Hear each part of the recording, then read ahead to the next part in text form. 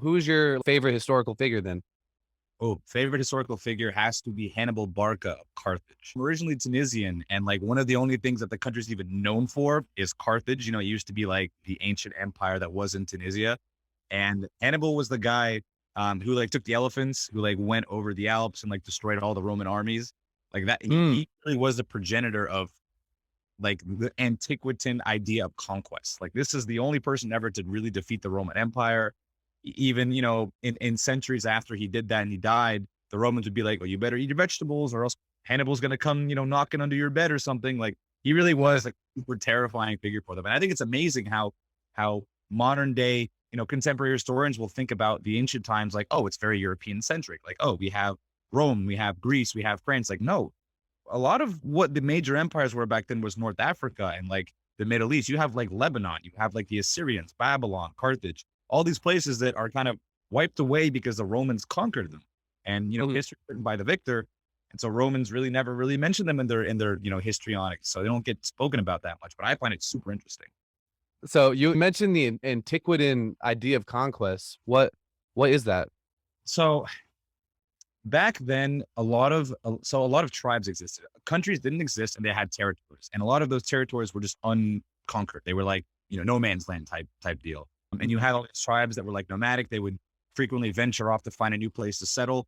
The original settlements that existed in Europe and North Africa consisted of like the Etruscans. You had the Greeks. You had the Carthaginians, and again, the Carthaginians were Punic, and so they came from Lebanon.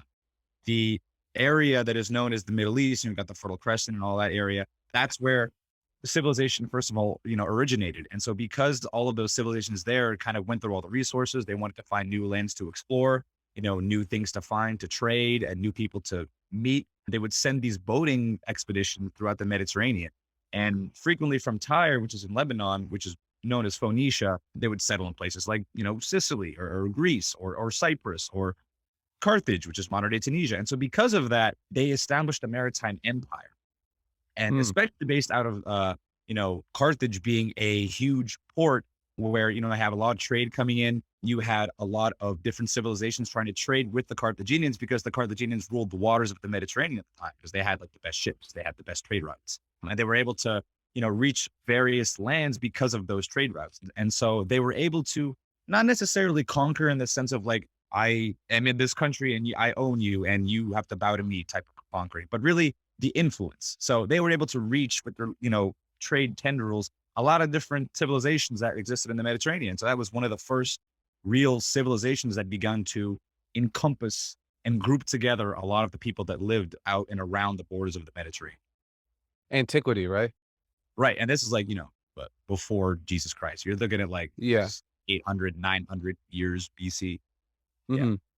Yeah, because I've heard people talk about antiquity a lot, and I never really pieced it together. So that what you're saying is that was kind of all of the tribes in this area, right? That came out of the Fertile Crescent early on. Okay, Yeah. Yeah, and and that's one of the main ones because you also had the Greeks at the time as well, right? So the Greeks also they were, I mean, if you ever watched the movie Troy, the Greeks mhm. obviously had influence with Turkey, and they had a lot of fighting going on with that, and as well as the Persians. So there was trade and sort of exchanges going on between civilizations before, but this is the first time that it would kind of have been established that far west in the Mediterranean. So what are your theories? You said you had a couple theories about if things had played out differently or something.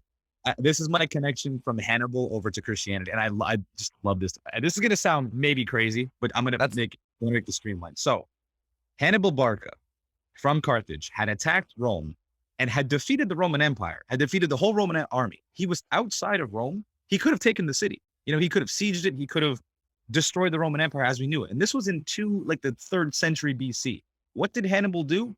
He waited and waited and waited and waited for Rome to essentially secede and say, okay, we give up. You can have us. Now, as opposed to taking the city, which again, he had not murdered, he had conquered 150,000 Roman soldiers months before this. Why did he never take Rome?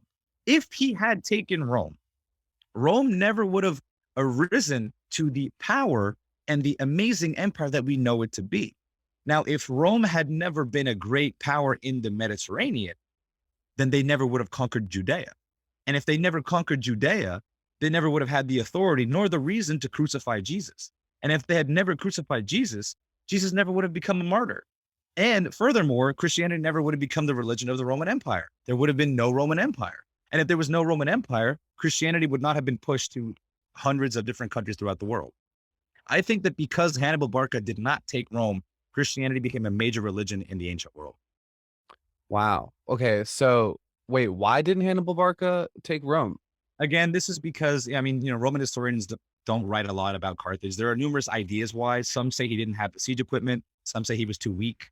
Some say that Carthage, the Senate in Carthage didn't want Hannibal to do that, to murder more people, even though definitely should have, since they were going to retaliate, defeat him anyway. There were a lot of reasons, but the main reason that they think is because he didn't have the wants nor the tools to do so. This all happened way before like the Roman Empire was at its full height, right? So, Yeah. okay, I thought he maybe led to the downfall of Rome, but this he just conquered a big chunk of it earlier on, and then let him be. This was before Rome was an empire. This was around Okay, 200 BC when Rome was just a city. And because they had, and then remember in the Third Punic War, this is the Second Punic War. And the Third Punic War, after Hannibal had been called back to Carthage after not taking Rome, they mounted another attack, defeated Carthage, and assumed all the lands that Carthage had. Remember, the Carthage was the original empire. Now all those lands that belonged to Carthage now belong to Rome, and the Roman Empire began to form. thank you so much for watching today's video. My name is Tom Driver, and I am the host of the Drive Program podcast. If you enjoyed this clip, then you'll probably enjoy full episodes of the podcast. So check out the Drive Program on Spotify, Apple Podcasts, or whichever provider you choose to listen to podcasts on.